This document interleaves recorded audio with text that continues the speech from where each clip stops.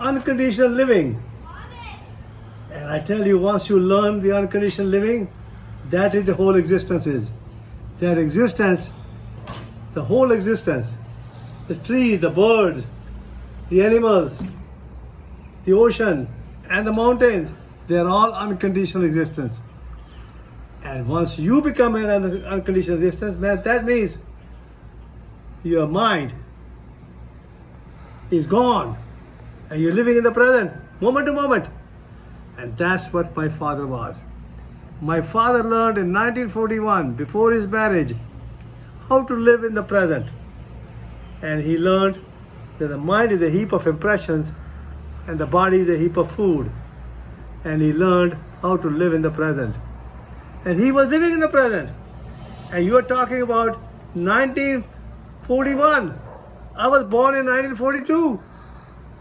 And that time after that, in 1946, the Muslims came to our home and they say there's going to be a partition. The British are going to divide this country into India and Pakistan. You should leave. Otherwise there will be a disaster, there will be a fight. So they packed over one suitcase, small suitcase, and they took us to the airport. They took the bus to the railway station, and there we went to the Amritsar. And that is where we learned how to live in the present, because that's my father was a watcher. And I tell you, he wanted me to become a doctor. And I became a doctor. I came to this country in 1967 as a medical doctor. I was totally conditioned too. But my father came in 1974 and he was living in the present. And you know, he got sick. And that one day when I was in practice, and that was in Zephyr Hill, Florida. And I said, Papa says, I cannot breathe. I told the girls I have to go home. My Papa is not breathing. He is my Guru. He is my living God. So I have to go home and give him IV Lasix. And as soon as I give him Lasix, he starts breathing better. And he can breathe better. And I said, Papa, I have to take you to the doctor. And I took him to Dr. Hakim. And that Hakim was in Plant City. I knew him before. He was a cardiothoracic surgeon.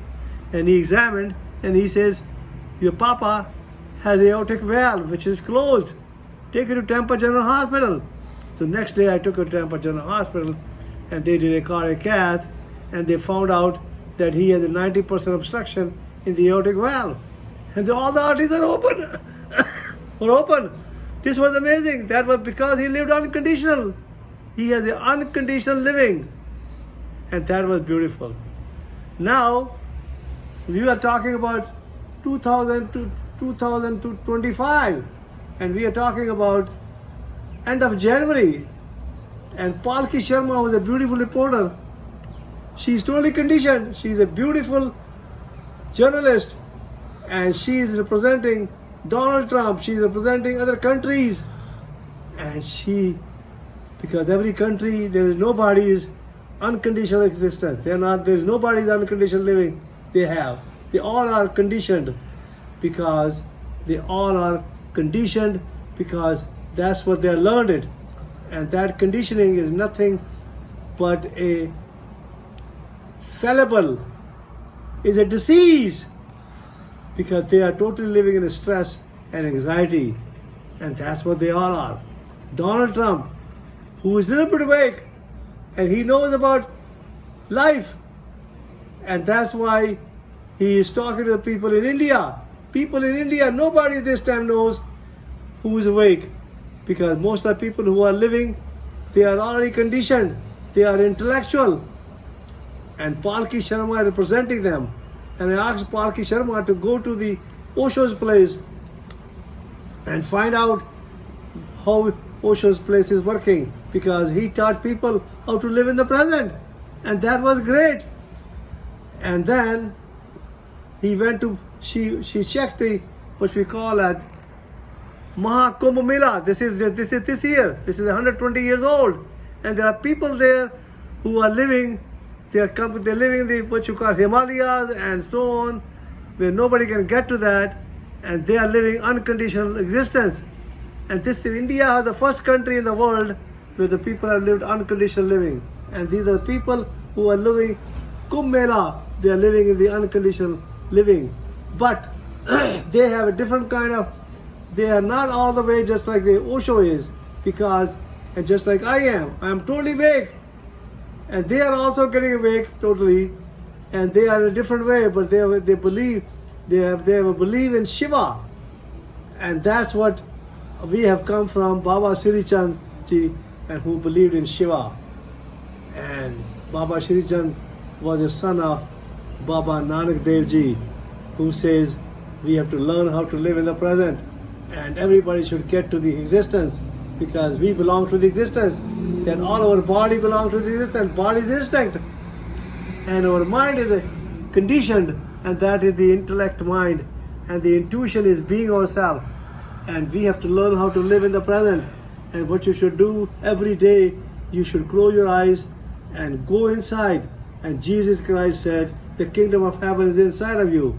Because the Western people have never learned how to live inside. Because inside you have everything what you call total consciousness. And that's what every cell of the body is like a human body. One cell is equal to a human body. There are 125 trillion cells in the body. And then we have atoms. And the atoms are, we have 125 million atoms. They have electron, proton, and neutrons. And if you really look at that, we have what we call a therapy in our body itself. That's a total meditation, unconditional existence, and that's a total meditation. And if you learn how to do this meditation, you raise your hand up, and what you do is breathe out. Do it 3 times a day, 50 times. That'll give you external cardiac resuscitation, and you will never get a heart attack. And you will learn how to live in the present, and you will become being yourself. And that's what a life is. And I tell you, one day in 2026, I will become the governor of the state of Florida. And I love it, because that's what my papa wanted it. Because I know I applied for governorship in 1984. He says, you wait, you become the watcher.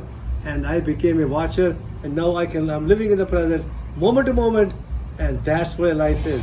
And I will become the governor of the state of Florida on 2026. I love you all. Thank you very much.